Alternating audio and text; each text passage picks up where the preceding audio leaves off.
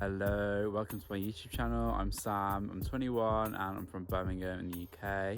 I'm actually from Bromsgrove, but I just say Birmingham, it's easier. But I'm absolutely freezing. It must be verging on actual freezing temperatures right now. So I'm gonna head on in, get the fire going and answer your questions.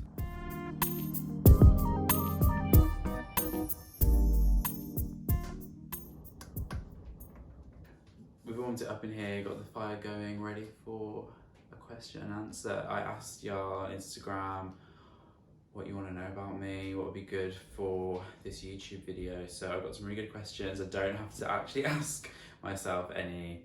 They're all really decent, so thank you. I wrote them down in a book because I'm using my phone to film. Got my coffee and Lotus biscuits here. Let's just jump right into it.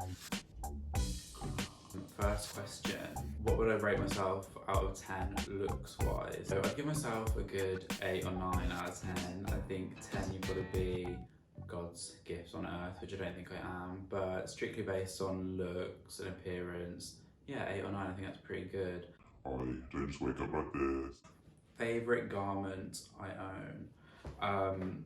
For anyone that doesn't understand that, a garment is a piece of clothing, obviously, but strictly clothes. I do love this jumper. It's cashmere. I got it from Cars. It was on the sale and it's so, I wear it all the time. Probably wear it too much. Sorry if you've seen this jumper too much, but it's so comfy and I love it. I say this almost Stone Island shorts. I love those Stone Island shorts. They're like the metal, thin kind of, just metal silver shorts. The amount of times I've worn them, they've like paid for themselves. What got me into fashion and how did like a strict school with clothing regulations affect / inspire your style? This was from someone that went to my school, so hence the question. Yeah, so I think it's just a good way to express myself in, you know, everyone's got to wear clothes. It's how you wear your clothes, what you wear. It just really shows your personality. And yeah, I think it's a really cool art form. I personally never used to be that inspired when I was younger. I would just wear literally whatever goes. But I was always fussy. I always went through phases. I'd always at one point wear polo shirts, or without belt it had to be a polo shirt. And then it went to V-necks, like V-neck t-shirts, disgusting. And then I finally thought, oh, I can actually wear just a t-shirt with a round neck. I don't know why I thought that, being like 12 to 13.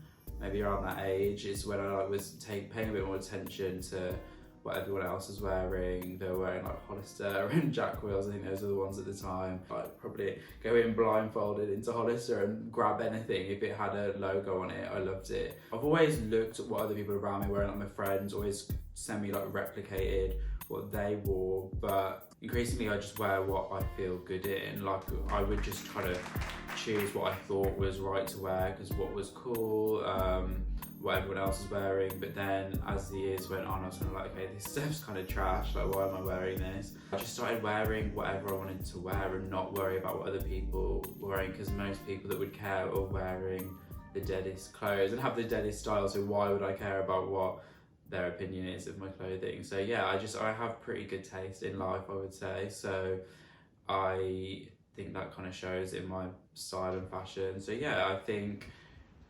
just it's a good way to express myself, and I like being able to push the boundaries a little bit and not wearing just the norm, what you see on the average Joe down the street. I think it's fun to just be flamboyant and yeah, I love being out there and extra. What I feel good in, I pick inspiration from places is what I'm trying to say, but my style as a whole I think is quite unique. I don't try and emulate one specific person or thing. I think that good style is something that comes from within, and just emulating that from a single person or a single aesthetic that is cool is kind of just, you're gonna just look like everyone else. And the last bit of that question about clothing regulations in school, has that affected, inspired my look? I would say it did, just because, you know, the girls had to wear like skirts down to here. I couldn't like bleach my hair. That was the biggest thing. I wanted to be blonde so bad, and one time I did actually bleach a little like fleck in my hair, and that didn't go down well. But yeah, I just wanted to express myself so much more and I couldn't. So it kind of helped with the glow up after school because I went from something to what I look like now, which was quite a iconic glow up. That being said, I'm glad we're not in America because I would hate having to wear my own clothes to school every day. I'm that indecisive, as I've probably mentioned already.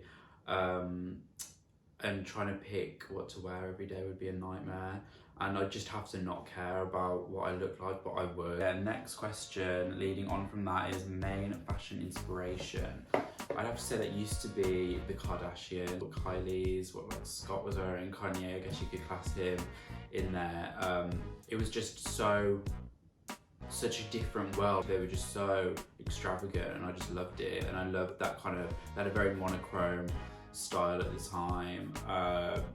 Yeah, so that was my fashion inspiration. And then as time's gone on, I've looked more for like influencers on Instagram. They're a little bit more relatable to me and they're a bit more, I don't know, I think if you're trying to keep up with the Kardashians, quite literally, you can't. And just, I always got to see a bag they were wearing or some shoes or a tracksuit and I'd be like, yeah, okay, I want this. When I see something, I want it. And like on Instagram, if I see like the same item of clothing, like, or the same bag a couple times, there's little plants a seed in my head and then I have to have it. So try to keep up with the Kardashians and their fashion, not the best idea. And I think sometimes some of them can be a little bit basic. Yeah, so I just find people on Instagram that I like their style and just kind of go with that. I'll, pick little bits here and there, but I always keep it true to myself because who wants to look like everyone else? I want to take all the best bits and morph it into my own. Okay, we've got a juicy question here. Have you ever been in love? And if you don't want to say who, then when? Okay.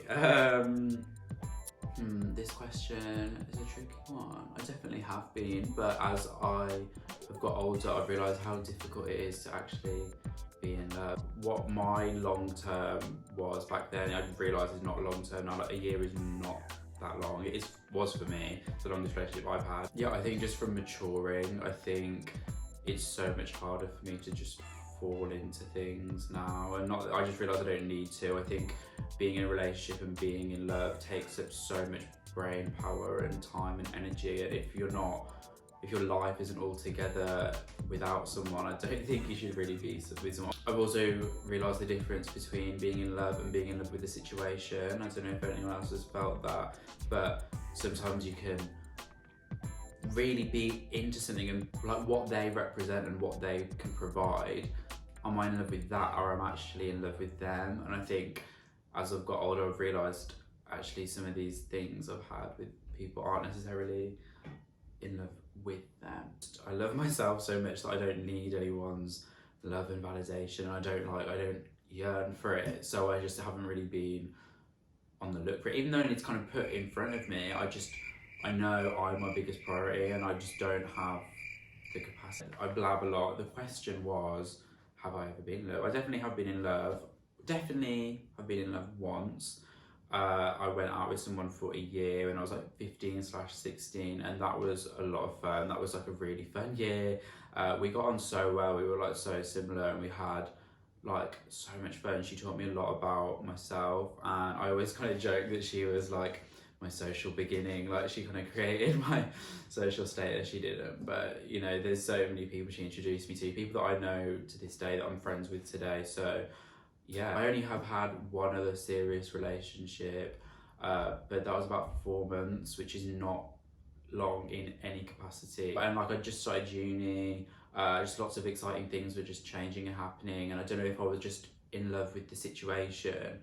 I don't know, maybe I was in love, maybe I wasn't, but that being said, I have so much love for him. We are like such great friends now, which is so good. I don't think everything in life, like every relationship, every friendship is supposed to work out. I think life gives you lessons, and as long as you take the lessons and learn from them, everything's good. Things are meant to come at different points in your life to teach you things, but yeah, I'm so glad that relationship is just, we're really good friends. It wasn't always the case, but I think as I've matured and he's matured. We're such good friends now, and I just think some things, yeah, aren't meant to be. But if you get along with someone, why can't you be friends? Like, everyone's adults here. Okay, next question. What's your biggest fear or phobia? I have a fear of falling. I'd say not necessarily a fear of heights. I could be on like a tall building, or I can go on a roller coaster, but it's just the idea of falling. If I'm like at some like monument or some thing that someone's holding their phone, take a picture over the side or on a balcony, anything, my heart, like my stomach just drops. Like the fact that the potential of something falling, or that someone sat on a ledge, just the potential of them falling, it just makes my heart drop. I just do not like that. Pet hate. I hate other people's bed sheets, whether they're clean or not, whether they're literally being bleached. I don't care. I just like to have my own bed sheets.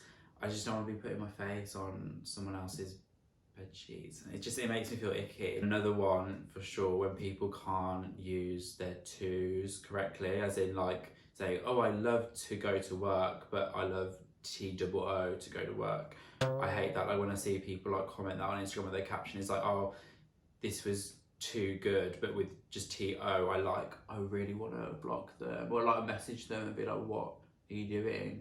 Like, you're an adult, and I hate it. It really makes me cringe.